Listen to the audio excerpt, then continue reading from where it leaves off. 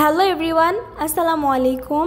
আমি লিজা, আপনাদের সবাইকে ওয়েলকাম জানাচ্ছি আমার চ্যানেল লিজাস লাইফে। কী অবস্থা সবার? আশা করছি সবাই ভালো আছেন। আলহামদুলিল্লাহ, আমরাও ভালো আছি।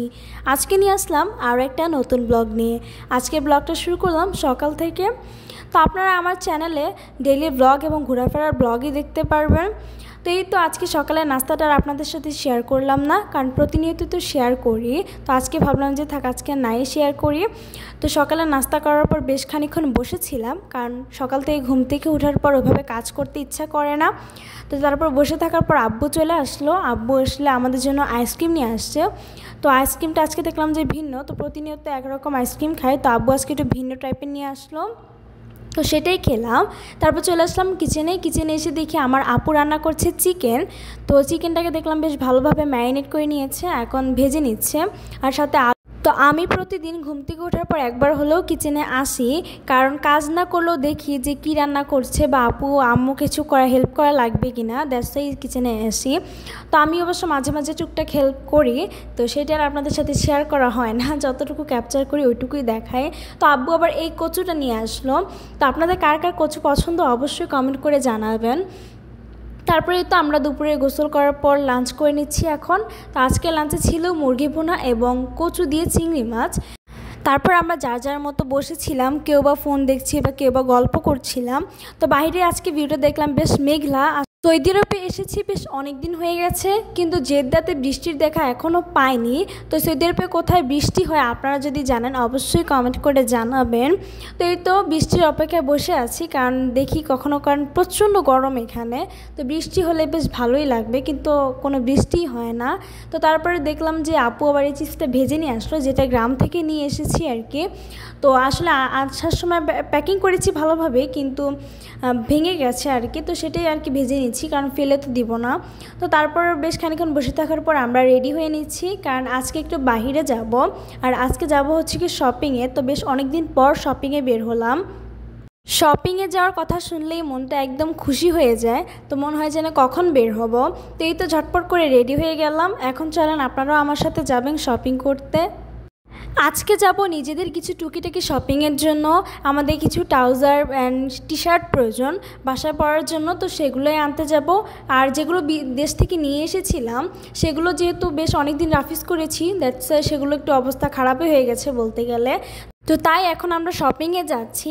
তো যেতে যেতে আপনাদেরকে একটা কথা মনে করিয়ে দিই, যারা আমার চ্যানেলে নতুন তারা অবশ্যই আমার চ্যানেলটিকে সাবস্ক্রাইব করে আমার পাশেই থাকবেন, এবং আমার ভিডিওর কোনো অংশ যদি আপনাদের কাছে ভালো লাগে তাহলে অবশ্যই একটি লাইক দিয়ে দিবেন। তো এই তো আমরা চলে আসলাম ফ্রেন্ডলিতে।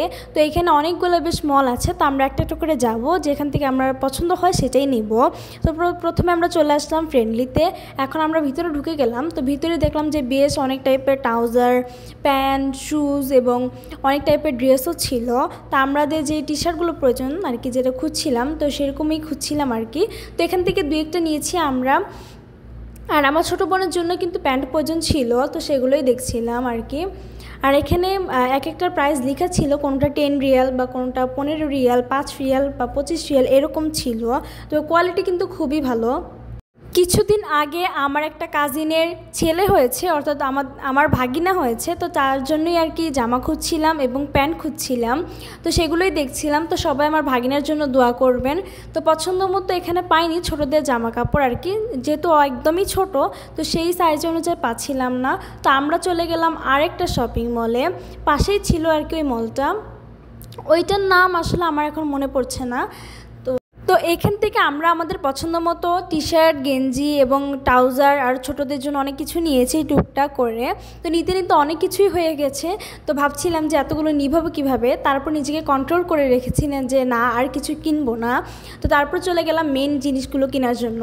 আমাদের কিছু জিনিসপত্র প্রয়োজন ছিল, যে ওই যে বললাম আমার ভাগিনার জন্য জামা কাপড়, তারপর আরও কিছু টুকটাক ব্যাগ ট্যাগ, তো ওইগুলোই দেখছিলাম।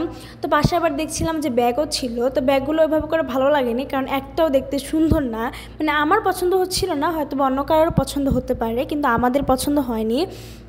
তো এই মলে আবার এসে দেখলাম যে প্রচুর পরিমাণে হিউজ পরিমাণে ড্রেস ছিল। তো সেখানে দেখেও আমি একটা ড্রেস নিয়ে নিলাম, কারণ লোভ সামলাতে পারি না, যে বললাম কন্ট্রোল করতে পারি না নিজেকে এত ড্রেস আপ দেখে। তো এই তো এখন আমরা বাচ্চাদের সেকশনে যাব এবং সেখান থেকে বেশ কিছু কাপড় চোপড় নিব। তো সেখানে চলে গেলাম এবং আমরা আমাদের পছন্দের মতো আমাদের ড্রেসগুলো নিয়ে নিলাম। তো এখন যাব হচ্ছে কি জুতোর সেকশনে, কারণ আমার রেগুলার পরার জন্য একটা স্নেকার্স প্রয়োজন ছিল, তো সেটাই দেখছিলাম। আর এখানে একটাই প্রবলেম, আপনি আপনার সাইজ মতো খুঁজে নিতে হবে।